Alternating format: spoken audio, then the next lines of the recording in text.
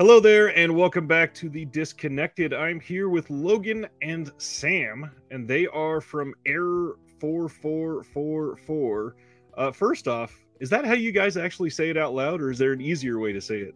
I think 4444 is great. Sometimes, especially at the beginning, I would always just say three fours, and I would think I was saying it. But 4444 is also good. It's an easy way of saying it. 4444. Perfect. I always stumble over it when I'm trying to say it as quickly as possible. So do we. So do we. So. Well, first off, just genuinely thank you guys for getting on here. I know that you guys have been literally very busy this weekend with a launch of your newest wave of titles, literally just yesterday. So thank you for taking a brief moment to step on and just share a little bit about the company. I've been doing this for a while, and you guys are probably the youngest label that I've done one of these interviews with, and that's not a bad thing at all, because all of your titles have been so high quality so far. So first, what is the story behind Error 4444? Like, how'd you guys get into this? Logan, you want me to take it away? Or you want to? It honestly started off as like a joke, really. Because I mean, Logan and I have been collecting for a long time. You know, it's been like probably for me over 5 years. For Logan, maybe longer. He's the grandfather in this friendship, and yeah, we were just joking around and like talking about like just trash talking some like friendly trash talking some other labels that we like and we support, and we were saying like why does nobody release, or why is there not a label that specializes in Asian films, or why do some of these labels that specialize in all films, why do they not release more Asian films? Right. And, you know, we were talking about just other stuff like Hong Kong and, you know, films from Japan and whatnot. And Logan, I think it was Logan. Oh, no. I forget. I think it was Logan. He said, we could just start a label. Like, let's just do it. Let's be the ones who like do that. Let's specialize in Asian cinema and blow everyone else out the water who tries to do Asian cinema. And I was like, what, are you serious? And then he was like, yeah, you just said it. There's a market for it. Let's do it. And then I was like, shit, okay, well, we have to come up with a name then. And that's how it kickstarted from there, you know? And of course we have like, again, like a background of like just being big, like fans of like horror, exploitation, and just weird, bizarro cinema. And with that focus on Asian genre cinema, we've both always like kind of been surrounded by a lot of Asian pop culture, or rather we've surrounded ourselves with it, been active about it and stuff. So yeah, I mean, that's basically it. Is there a certain film or films when you were younger that really got you attached to this genre, that really set it all on fire for you? Logan, what do you think? For you, I'm trying to think of mine still. I'd have to think too. I mean, like I think everybody grew up watching Godzilla. I was thinking reruns on TV, or just having VHS tapes from Goodwill, stuff like that. Yep. Watched that. It really burned the tape out of that. And then old kung fu movies, you know, dubbed and really bad, but really funny and you know, but knowing that there's actually like a better version of those movies, and that we kind of get the shittier ones because they're cropped or they're dubbed, and so we don't really get the full story or the full effect of the actors and everything. So I mean, that kind of like really speaks to me, you know, trying to find those films and trying to re-release them too. What about you, Sam? Yeah, I mean, Godzilla was the first thing that popped in my head. I think some of my earliest memories of like, I guess, Asian like pop culture, Asian like art, you know, like movies were Godzilla, and then also like certain animes. I mean, I think like a lot of people my age probably grew up watching like Naruto and like, you know, catching that on Toonami and whatnot, and then and then the earliest, I think, now that I think of it though, the earliest for me, because I had a cousin, he showed me very, very young, and my dad, he used to talk about Bruce Lee a lot. My dad would talk to me about all the rated R movies, all the more mature stuff. He would only tell me it through his dad filtered way, and he would say, oh yeah, it's like very violent, you can't watch it until you turn 17, you know, or whatever. And then my cousin, like one day we're hanging out, and then I talked to him about him. He's like, Bruce Lee, like, yeah, I have the movies. We could watch it right now if you want. Because my parents weren't home with me and my cousin, so like he just showed me. I think yes, it was Return of the Dragon, the one with Chuck Norris. And I just remembered having burned in my head the fight between Bruce Lee and then like the people like outside of in the alley of the kitchen, like of the restaurant he works at. That was ingrained, and that was kind of like a big, I guess, moment for me because Bruce Lee kind of became an idol of mine at that time just by watching that and only remembering a few scenes until later on when my dad finally was like, "Here's my Bruce Lee like VHS collection. Okay, now you can watch it." You know. So well, bless your cousin, because I think most of us have a story about at least one person like that. That was your gateway, where they wait for parents to leave and then open their trench coat and say, "Check out these films that you're not supposed to see." And it's so fantastic, and also probably a little demented how some of those original situations can really shape our taste for decades. And it's so cool that this generation is now turning into a generation of people leading these labels. So I don't know if you've been asked a question like this before, but how does it feel, or have you even considered the fact that your releases are now going to be possibly peddled to the younger generations as a gateway into some of these more extreme films? heavy responsibility. Yeah. I don't think we've discussed that at all. I mean, you are genuinely that type of an influence in this hobby now. And I mean, that's a good first question to go off of. Did you guys expect the immediate level of success that you seem to have with your first release? Probably not. I mean, I would say like it's half and half. I think there was definitely like a part of us where, especially leading into it, like the months of planning and doing the work and watching the film and seeing also the film get cleaned up and working with Yoshihiro for Anatomy Extinction. Oh, sorry, for some people who might not be familiar, like Anatomy Extinction is our first. There we go. Boom. That should be us. We should be holding ours up. Yeah, we should be holding it. I've got them already, I swear. Oh, okay. Wow. Thank you. Appreciate the support. No, but yeah, Anatomy Extinction, Yoshihiro Nishimura's first film, and it's Tokyo Gore Police, the prequel, the schematic to Tokyo Gore Police. And yeah, we were lucky enough to be able to work with him and stuff. So a lot of that kind of was feeding us that confidence. But then literally like a couple days just before making it live, that's when we get nervous. And we're like, what if nobody buys it? What if it's just like, okay, the first day, maybe like we were going to be happy if like 100 people bought it, Right. And so we were definitely like very shocked. We were shocked. Yeah, I think it was shock. I mean, we were super happy, but it was definitely a feeling of shock because that was kind of the make or break. Like this could be, and on top of that, we'll get into that later. But it's also how will people receive it once they get it in their hands? Exactly. So yeah.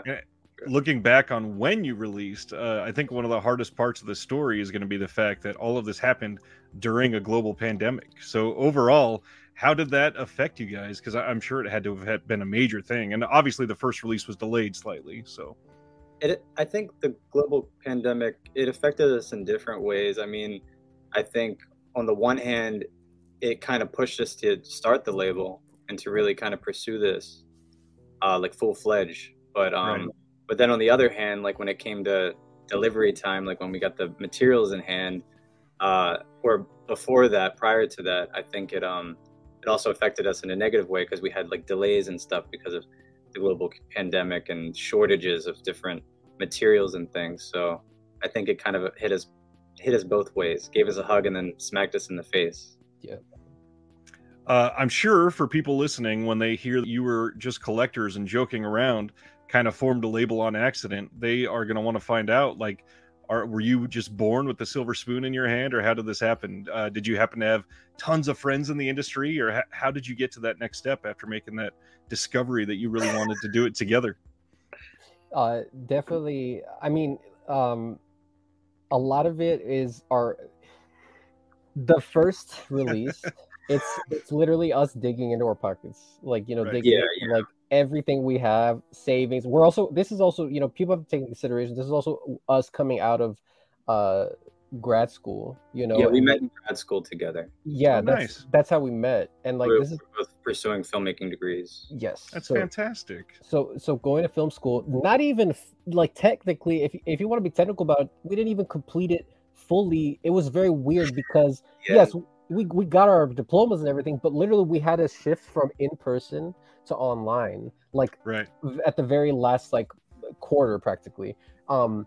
So all of that, there's kind of a lot of stress, a lot of pressure, a lot of like not knowing what the future was looking like, in terms of jobs, in terms of all that, you know, and a little bit of I don't know, like a lot of doubt, I would say, not a little bit, a lot of doubt. So going into it, like I really like, I have a supportive family. I'm, you know, my family's middle class, so they, especially my father, he's like he's the one who earns the most money in my family, so he was very willing to like want to loan me money, but I said no, I don't want that. That's how I have always been, to be honest. Yeah. So I dug into my own savings, whatever that was, you know, a couple thousand, and put it down, and Logan similarly did the same thing.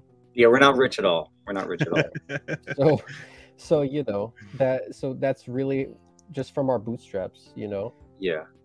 I kind of figured the answer to that. I just wanted to share because a lot of what I do on this channel is to try to help the labels be transparent, and there's a lot of people in this hobby that are really getting entitled, it feels like, and kind of trying to assume that these things are either something they deserve, or also on the other end they feel like they're out of reach. And in all reality, literally just a passion for these films can get a lot of people there, and they're just not taking those steps.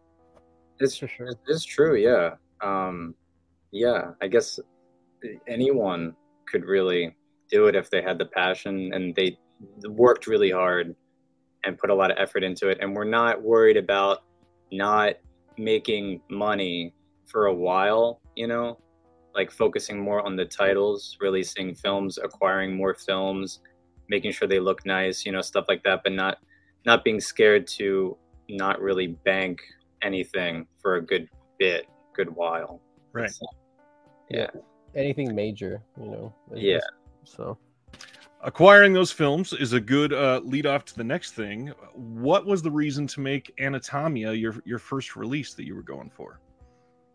I had seen it and I liked it, and it was it's kind of a crummier version. I don't know where the version comes from, the internet, just from the internet, just saw it on there, and I thought, hey, it would be really cool to release this. And I told Sam and made Sam check it out, and then we just were like, okay, yeah, this could be a good first, like a nice first one. So we just decided to go for it. And then, you know, Yoshihiro was really excited, and he wanted to, you know, he was really eager to help us with special features and to, you know, help us with the restoration, you know, like, because we wanted to do those things, and he was just excited, you know, because it's his first feature and not a lot of people have seen it, you know. Some little trolls like myself on the internet might have like come across it, stumbled upon it and seen it, but you know, for the most part a lot of people haven't. So it was really a pleasure to work with him and to get it released, and he was excited. It was, you know, he's got a lot of energy, so he gave us energy, you know. We kind of worked off each other. yeah, and it's also like sorry, I don't mean to No, you're good. No, just I guess really quickly, just to piggyback, also from the perspective of like strategy and like if it's bankable, like I looked at the perspective of like the fact that nobody knows that this is literally what became Tokyo Gore Police, essentially, like his idea that, because Tokyo Gore Police, that's like the movie that everyone associates with him, you know, it's his I don't know, his Pulp Fiction, so to speak, you know what I mean?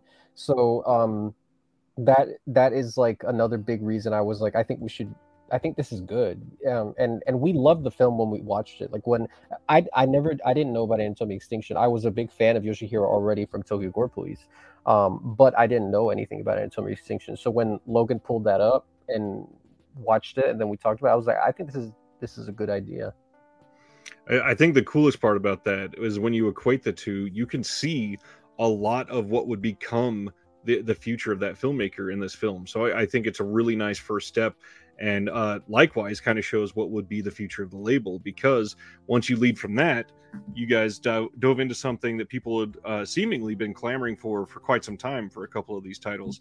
And just recently I had on the channel for an interview just like this Adam from Third Window, and you guys seem to work in tandem with him, right? Yeah, we work with Adam, and he's a great guy. I don't know if did he say he loved us? Did he say good things about us? Yeah, of course. Off air, we talked about it quite a bit. Yeah. Oh, good. He's great. Yeah, he's very helpful. He's like a coach almost. You know. Yeah. You know, he gave us pointers and gave us great mentor, a little bit of a mentor. Yeah, like a mentor. Yeah, he wrote us some nice emails and stuff when he didn't have to. So like you were saying, some of the labels heads might feel entitled and stuff. Adam's not like that. So, you know, it was really nice to work with him. And I mean, Sam and I kind of made a list of movies that like we really, really wanted to release. And for me, Funky Forest was at my top, you know. It was Funky Forest. And I really wanted Warp because I had never seen it. It only played film festivals back in 2015. So I was like, if we can uncover this, I'd be really excited. So I tried. You could quit. That's what you said. He was like, I could quit if we. And I was like, how the hell do you get so lucky and you get your like dream release, like a film you wanted, like a film, a grail of yours, and you release it? It's crazy. That's why when Running Kill happens, you're gonna quit. Yeah, exactly. I'm out. You're only gonna see him if he comes back for an interview. I mean, that's great that you made the connection so quick to be able to get some of those titles. Was there any sort of stumbling blocks for these first few that you guys got? With Funky and Warp, we actually went in solo, and that was I had reached out and we were talking about it, and then I don't know, it wasn't like, because we didn't meet Adam before that. We met him during the process. Like we were already pursuing it from the US, Canada, and we didn't know, unbeknownst to us, he was pursuing it from the UK. And then there was another company, Spectrum, and they were pursuing it from France. So it all kind of just came together. And then it was like, oh, let's, work together and let's split costs and stuff like that. And so it felt a little easier because we all worked together and everything. But I mean, finding certain films are really, really hard. Like you really have to dig. Like Centipede and Red Spills, for instance, they've been sought after for years. Like we've been told. I'm not just saying that. I mean, like we've had conversations with Massacre, and he said like Unearthed has been looking for it, and there are some other companies. I think maybe what's the other one? Mondo. Maybe Mondo was looking for it at some point. So. But it takes a lot of digging and stuff, and we didn't even know if it was out there, but there were films that interested us, and we had watched them and really liked them. So we really wanted to really dig. So, some are easier to find than others, it takes time. Yeah. What do you think? You brought up Hong Kong earlier, and I've been curious because we've not talked a lot to any sort of label who's working currently in these major Hong Kong titles. With the news and the current law changes over there, has there been any talks of like a mad dash to get some of these Hong Kong titles before stuff is enacted or censored or anything? I have heard from some people I know, like some friends and some people who have a little bit of connections within some of these labels or know some other people in these labels. I think there is this, like a little bit, like you're saying, it's not something that I think has been vocalized by any label, like you said. But I personally, when I heard about that, because I do try to keep up a little bit of what's going on over there, because obviously anything Asia, like you have to kind of keep up with anything from Asia if you're trying to release Asian films. Absolutely. You have to be a little bit aware of the climate. So no, for sure, it is a worry because they technically can, from what I know from reading some of of that new law that passed in Hong Kong, they can technically censor whatever they want, release a film however they want, destroy whatever they want. So it definitely worried us. But funny enough, we didn't even Centipede Horror and Red Spells. It was out of the jurisdiction of China technically, and Hong Kong for that matter. We didn't find it there. So, like that's the thing. Like technically some of these films might not even be in China or Hong Kong, but that also makes it trickier. Right. Because you're some people might be not to say these labels aren't doing their job. They probably are looking in the places we look too. It's just that it's really about finding like somebody who works at that company and is involved with those things, or just making phone calls to places you wouldn't think, so yeah, but for sure that is a worry, and it's not for us. Hong Kong isn't the only country we want to specialize in, especially because we kind of, since Asia is our kind of playground, so to speak, right, or a sandbox, that we want to go for all sorts of countries and diversify the catalog. Hong Kong means a lot for me because I love Hong Kong films. I know Logan also, same with him. But even then, like, I'm just as somebody who's a fan of Hong Kong cinema in general, I'm just happy that other labels are also releasing films that we, for example, weren't even involved in reaching out to them, because as a fan, it makes you happy too to be able to own that film and or whatnot that you couldn't have for a long time. But yeah, again, I guess just to simplify the answer, yeah, it worries us a little bit, but it's not enough for us to be like, okay, we only have to do Hong Kong. Because we'll be known as a Hong Kong label then, a Hong Kong film label then. There's a hell of a lot more Asian cinema than most Westerners know about. So I think that the pool is large. And I don't think it'll affect any of, the prospects of the label necessarily, but there's a lot of beloved films that could genuinely be lost. Yep. That's a personal concern as a fan of Hong Kong cinema. Yes, that's like a big personal concern for sure. Yeah. Well, the next thing, I mean, you even just touched on a bunch of labels after you guys, noticed that not a lot of labels were putting out Asian cinema. Seems like the pandemic was the perfect time to suddenly release all of the Asian cinema. Is there a lot more competition behind the scenes for you guys now? Or are you going towards like a different pool than they are? I think a little bit of both. I think Sam and I talk and we're like, well, there are some movies, we're a smaller label. Right. Some movies we can find and we can discuss about, but at the end of the day, it's not feasible for us to release because there's a lot more deal making with the company involved and stuff and such. So there were some that we were interested in, but then other companies like 88 Films or something ended up getting them, and we're perfectly happy with that because it just wouldn't work for us. It's not feasible for us. So we're kind of happy that some labels are putting out stuff, but we also fear that our holy grails are going to get snapped up at the same time. But I think at the end of the day, our films, like, we are doing like we have other things coming that we have never done before in regions that we've never released yet. So, and a lot of companies have not done this region, so we're really excited about that. And we're going to try to dip our toe all over and do all different types of films from all over. So I think we're a little different than some, because some are just doing Hong Kong right now. Hong Kong. Right. Some are doing some Japanese or just Japanese, but we want to kind of do more of a mixture and different genres too. Yeah. Not just horror exploitation, but we also want to do like sci-fi if we can, or I have some titles that I really want that are more martial arts, some action, kung fu stuff that's coming. And I really want this kaiju thing because that opened up a whole nother thing for us. So I really want this kaiju thing. So we're considering that, but we're a little different. So I think it's okay.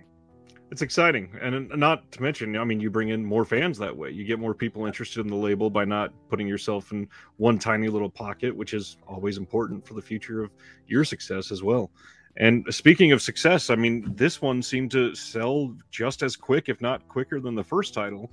And it's really a step up for collectors from the first title. I mean, obviously, with the type of release it is, the extras that you got with it, the CD, everything. You guys are clearly coming at this as collectors. Is there somebody that you're trying to emulate, or are you trying to go out there and kind of forge your own path?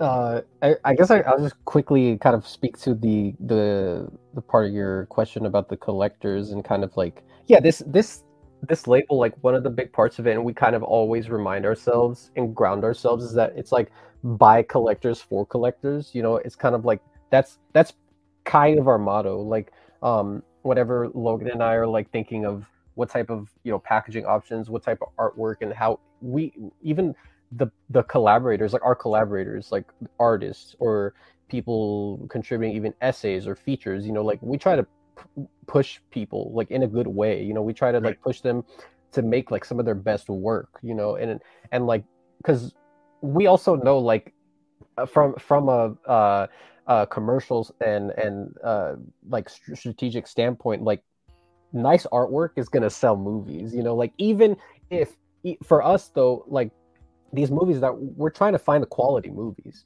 but we want quality artwork to match. So because again, like nice artwork, you could sell shit and have like, you know, beautiful artwork or slipcover on top of it. So, you know, like that's always something we talk about constantly. So we want to make releases that we would want to buy as soon as they're announced. That's how we try to go about it and handle each release we do. So yeah, each release, in terms of like a consistent kind of like packaging, it depends, because like box sets might be different.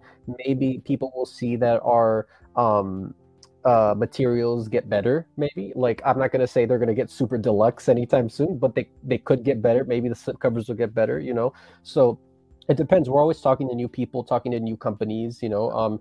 Here, yeah, manufacturers, and you know, we keep an open mind, but we also, again, we're collectors. We still collect movies. We are fans of a lot of these labels, and we look at them, and we also get inspired by them. So that's a big part of it. Yeah. I think even with these two that we're pre-ordering right now, it's another step up, because we have like the rigid box with the magnetic clasp thing. Like we're trying to, we want it to be good, you know, and we want to take it up as high as it'll go without being too goofy, I guess, you know, being too over the top, you know, but just enough. The art for this round that you guys just put up for pre-order is astonishing. It looks like a beautiful release, and I can't wait to have it in my hand. So bravo on that, because obviously the films were already sought after by a lot of people, but this just makes it that much more compelling. Has it been a fairly successful weekend? Can you share? Yeah, I'd say it's been very successful. Sam, how do you feel? I mean, no, I think this is our best release so far. I mean, that also we did double like a lot of kind of you know, the numbers, so that, and then bundles are very new to us, you know. This is our first time. It was, for me, I will say, I was very resistant a little bit because Logan's kind of the one who brought up the idea of these bundles, and at first I was like, I don't really know about that. Not to say that it's sunk other companies, because for example Severin, which we're fans of Severin, they do bundles, you know, and a lot of people buy their bundles sell out.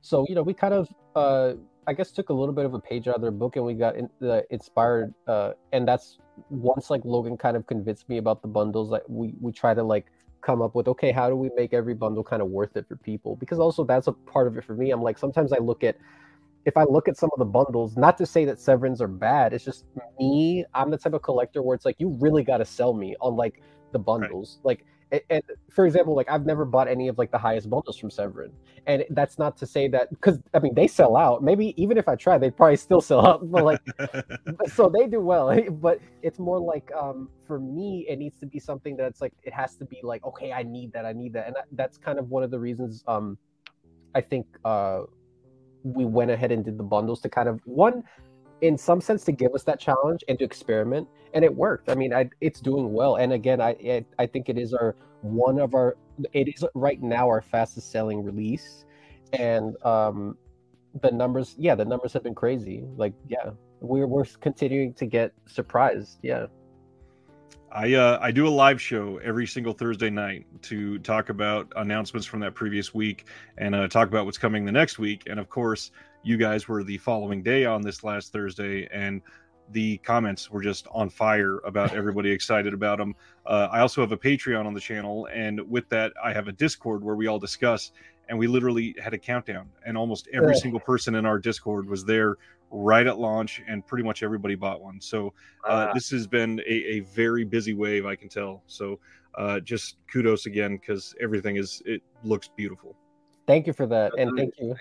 Yeah, thank you for that, because that, I mean, that's kind of like a nice way of rallying people and trying to get people excited over not just like buying, but movies, and like getting people together and watching these stuff, because a lot of people who are buying these have never watched them, and we're Right. like, that's one of the things we're most excited for. This is a painful part for us, because it's like we gotta wait, because it's not just about like like having the movies and holding on to them. It's like we have to wait too, for the manufacturing and stuff. So we want people to see these movies as fast as possible. We want to hear what people have to say. We want to start seeing more reviews pop up on Letterboxd. That's one of the biggest joys for me, at least. I'm pretty sure for Logan too, but for me, I love reading people's reviews, not just about our release, but like the movie itself. I love that. Yeah. On a small scale, I love even just recommending a movie to somebody and they respond that it was a perfect home run, like this was exactly what I needed. But you guys are literally like programming for the entire world. Most people have never seen some of these titles, so for you to release it is sort of what is going to catch some of these on fire on something like Letterboxd. That's a big deal. I imagine that feels absolutely great to see it take off.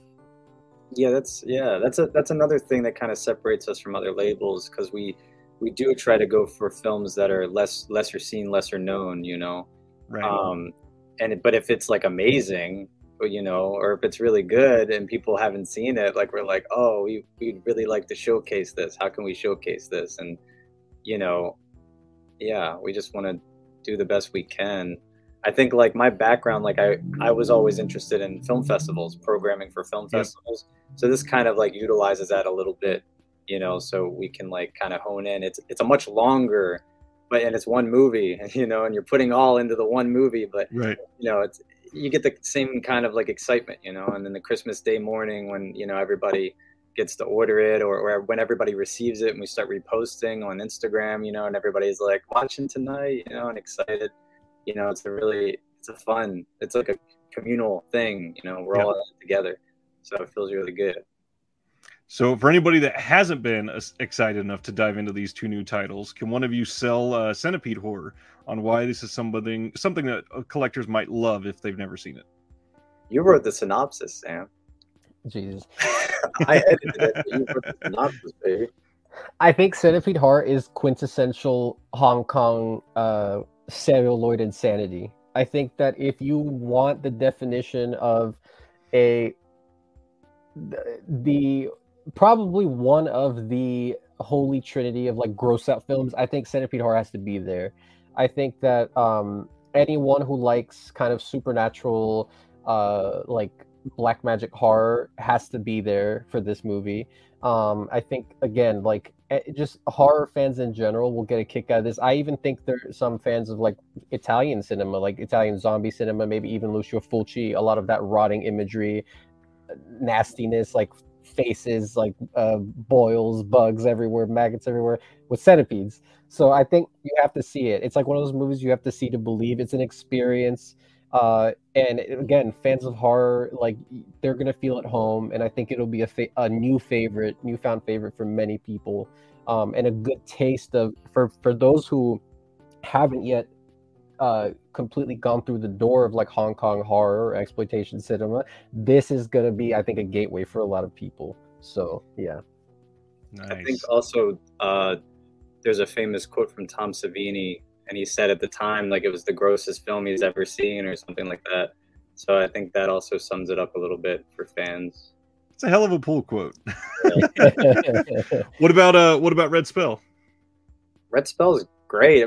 Red Spell is the lesser seen, lesser known of the two for sure, because AGFA released that print thing online, and so some people were able to see Centipede at the time, but the subs were burned in, and it was really washed out because they added light to it. So because there was like a color burn in the print, so they added like a flash like light to it, so it was really washed out. And so the subtitles were kind of bad already, but then they were kind of a little extra bad because in the daytime scenes they kind of blended in.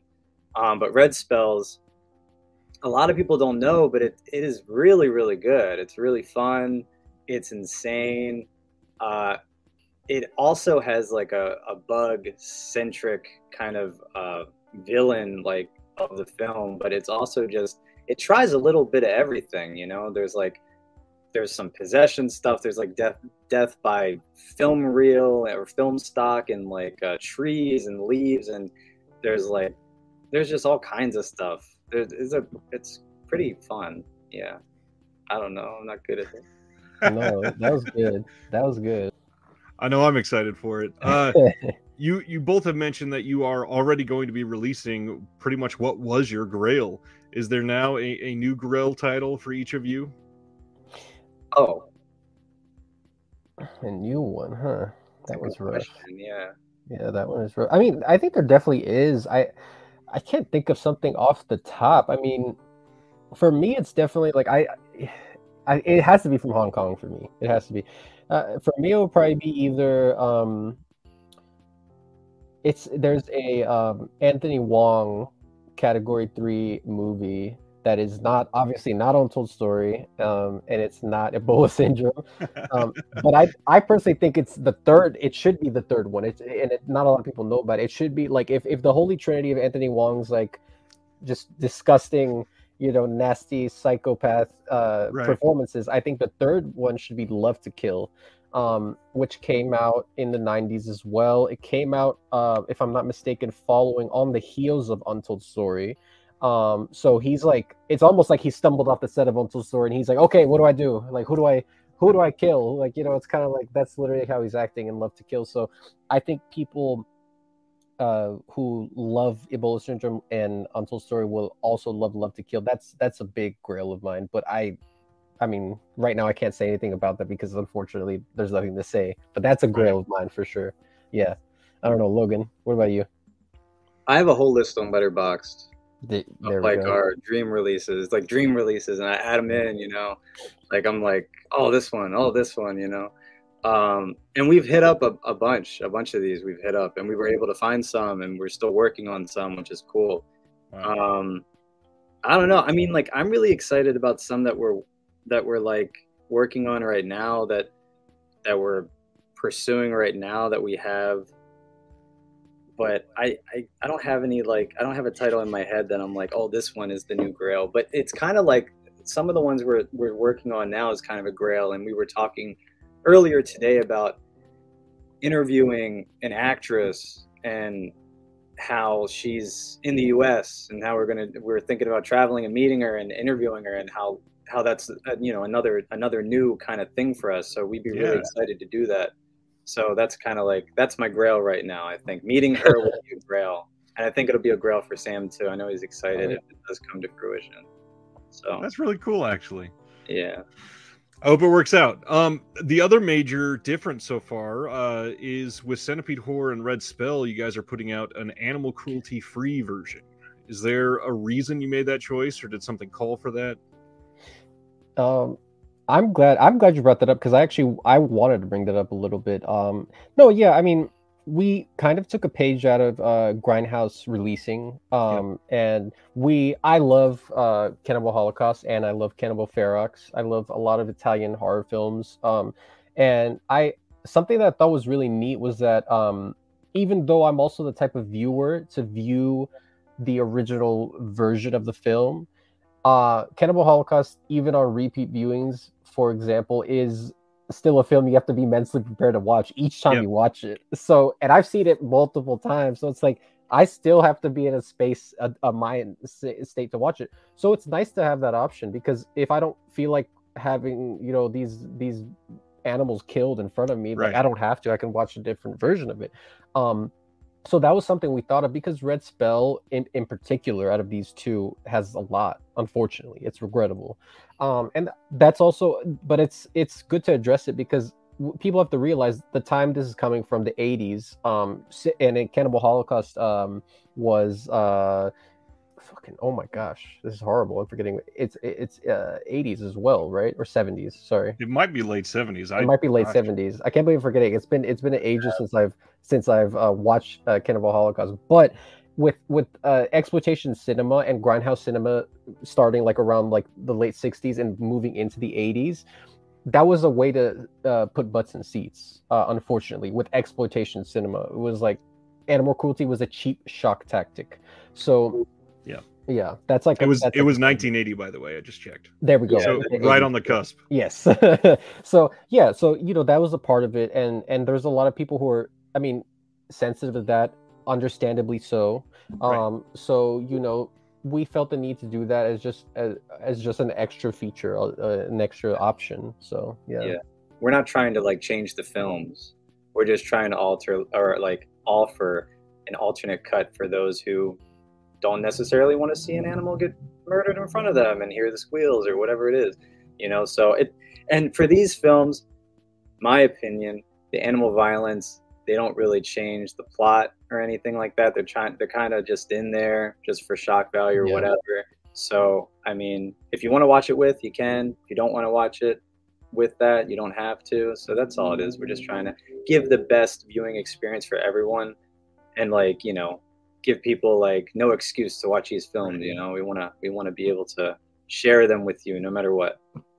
I'd almost say for most films around that time, they didn't ever really affect the plot all that much. I mean, Cannibal Holocaust, obviously, it sort of does, but for the most part, like when Ebola Syndrome came out, I first of all, I watch every single movie with my wife, and my wife is sensitive to the animal killing, and Ebola Syndrome opens with the frog killing, and I totally forgot. And she was like, "That's not real, is it?" I went, "Well, actually." So now, and I'm sure you guys have heard of it, there's a website called doesthedogdie.com. So I'm more it tells you like basically it's a list of trigger warnings for every single film for wow, like that's awesome. if What the there's hell? sexual assault, if there's an animal that's killed, certain phobias, if there's something in there. Wow.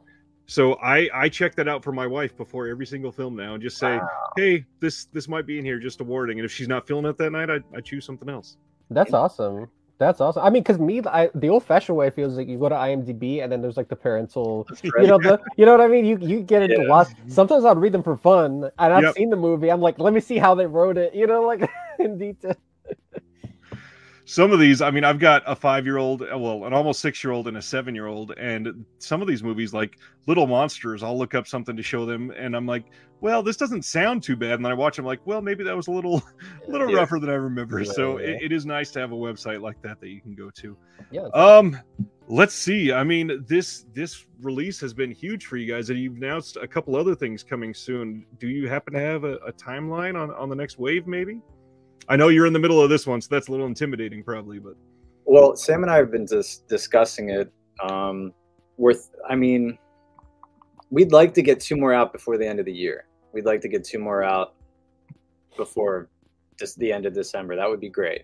Yeah. We have like different avenues we can take with that. 2 of which have already been announced: Running, Kill, and Red to Kill. Mm-hmm. Right. And then we have other ones that we're kind of like discussing. Maybe these will be faster. Maybe we can get them out sooner. But we also don't want to jeopardize like the quality of the release, the artwork and all that, because it does take time. I mean, from the moment we announced Centipede and Red Spells, it was a year to now, to actually get it out. So it takes time. You have to be willing to like hold your breath and work through it. But I mean, the wheels are turning. And we're gonna try to get them out. We're not the biggest label, but if we can make sure, if everything looks good to us and we're satisfied with everything, I think it could be by the end of this year you'll see at least 2 more titles from us. Yep. Nice. There's not a lot of stuff on the internet about Air 44 yet because there's only been a handful of releases. Is there anything that the public doesn't know about you that you'd like them to know? Sam, you're left-handed, right? No. I wish I could do both. I wish I was ambidextrous. Yeah. No. To know about the label or about us? Yes. Either way. Oh. Your deepest, darkest secret. About the label, I mean, I think I wrote a nice new bio on the website. Yes, I did see that. Did you see that? It's pretty good, right? Yeah, it is. I've literally got it all right here, named after the unlucky nature, the number 4. Everything. It sounds great. I'm really excited for some of these sci-fi films because a lot of those have never had releases anywhere. I feel like those are vastly underrepresented from the Asian side. Yeah, it's intriguing. Yeah. I guess I was gonna say the only thing I guess I can say to people is kind of like, we want to go bigger in the sense of like we want our releases to kind of also embody our growth. We want to do more experimental stuff with our releases, and maybe like this is way in the future though. This is like goals of ours. Like I always joke with Logan, like I would love to have steelbooks of some of these crazy movies. My God. Like, He wants to do steelbooks, but he won't do like what is that thing? Metal packs? because there's a difference. There's like metal packs. Yeah. There's a big difference. There's a difference because metal packs are weird with the spine. I know they're weird. So weird. And then steelbooks is like nice looking. It's like so that's why him and me are always arguing about that. But I think metal packs are cheaper or something like that. Around though. I'm not serious. I don't expect us to really do metal packs. I'm just fucking with him. It's just a fucking thing. Like I'm just like texting him this, and he's getting all aggravated. That's a pipe dream. Steelbooks are a pipe dream of mine. Yeah, cool. Well, the hard part, and a lot of people that are just a part of this hobby don't understand that steelbooks, you usually have to print like at least 3,000 or 4,000. Yeah. With some of these printers, which is crazy. Yep. Yeah. And that's a big reason why we haven't done it yet, because it's like a lot of numbers, but then like also per unit, it's more expensive than a Blu-ray case and a slip case or whatever it is. Yeah, absolutely. But trust me, like trust us. Like there were times where I was talking about, I was like, maybe we could do what if we did the steelbook of Red Spell, but the tie art. I'm like, imagine how gorgeous that would look. It's kind of like having those conversations and knowing it's not going to happen, but just daydreaming. And again, that's how like where we're coming from in our background and how we love collecting physical media, because we're even talking about all these dreams of the packaging and stuff, and it can't happen now. That's like a goal, that's like kind of, if we could do what Arrow does where they can do fucking steelbooks and they can do this and they can do that would be beautiful. Yeah. For all the same title, they'll do 5 different versions. That's exciting. Maybe not that, but I just had a discussion on here with somebody from Scotland actually about premium releases, because I don't collect all of them because I would be bankrupt tomorrow, but there are so many Asian companies that do these massive collector's editions, but nobody in the US is doing it. And I mean, maybe that's the niche that you guys can go for someday, because there's a lot of collectors here that are after that. That is true. We could do something like that. I'd have to talk Sam into it. I think Sam would be more on the fence, but I think in the future, definitely in the future, like once we're a little stacked up, a little beefier, like I would be down to do after we've been to the gym a little next year. Exactly. Once we're more beefed up, exactly. We'll unveil like something crazy. Yeah, but no, I mean we're familiar with what you're talking about, because I have a handful. I can't either. Like you said, I literally have 5 or 6. Exactly. Like for some of my like favorites, but if you did the one clicks, like the one click with like the 3 slip covers and the 3 steel books, like it's ridiculous. I think you have to have money to throw away to do that. So yeah, same. Yeah, but they're cool. Like I gotta give them props because they are creative. A lot of their packages, I mean, in some ways, like if you're buying just the single slip with the steelbook and all the stuff inside, it's kind of worth it, especially if it's a favorite of yours. They're nice, So like I wanted to, I guess I could give a shout out to a company because I love Plain Archive. That's one. They're beautiful. I think they're one of the like OGs in the whole thing. I love them. Their packaging to me is like kind of like, that's kind of something I aspire. Like I think they have beautiful, gorgeous packaging. And when we got the prototype for the Funky Forest and Warp Forest, the outer part of the box, it kind of gave me a little bit of that feeling. I'm not going to compare ourselves to Plain Archive, but it gave me a little bit of that premium feeling. I was like, I like this, I like this. It was a step up for us. So when we felt that, we were like, oh, that we're moving in the right direction. Yeah, like we're going up. Yeah. So well, the outer box being embossed, it genuinely does feel a little bit like that. Yeah, I can see that. Yeah. We're trying to already like kind of challenge ourselves to step up with like that. We want to do a chipboard box before steelbooks. We'll dive into chipboard. I think that's the next thing that we've been discussing. There seems to be a whole bunch of different types of markets in the U.S. that nobody's addressing. I mean, media books is one of them. I don't know if either of you collect media books, but they would be sweet for U.S. releases of these. I've discussed this with Sam. He's like against it. I'm like, come on, let's do it, baby. And he's like, it's complicated. Look, I mean, like we could get into this for hours on end. It's Hours. so, because the thing is, right? The thing is, like, when you offer these types of, first off, like, yes, people there. I think a lot of people love media books, and people are starting to come around. U.S. collectors are starting to catch up to that, because I follow groups on Facebook and stuff that are dedicated to media books, for example, and there's a lot of U.S. people in those groups, and there's collectors who literally just buy media books, and it's. I mean, I love a lot of media book companies and what they do. The only thing is here, I feel like media books can get really pricey.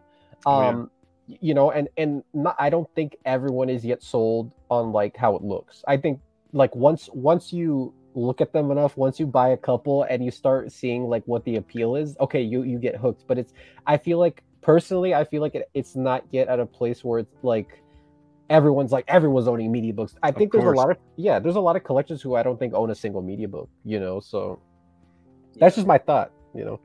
I get it though, because a lot of them, the print on the inside's in German, so there's almost no point unless you're holding up Google Lens to it the whole time. Yeah, exactly. I've done that. I have as well. I mean, I try to read every single thing on all these releases, and it's time consuming, especially on those. Well, Sam, Logan, I genuinely again want to thank you for your time. I think that this will be very enlightening for a lot of people. I think that you guys have a long road ahead as long as the quality of these titles are coming out like this, and seemingly more and more people are jumping on board. So congrats for that, and here's to many more. Thank you. Thank you, Ryan. Yeah, thank you for having us. Thank you. Appreciate it. Thanks for having us. Hope in the future you'll be happy to come back, and we'll talk then. Oh, absolutely. Sure. Yeah. Let us know anytime.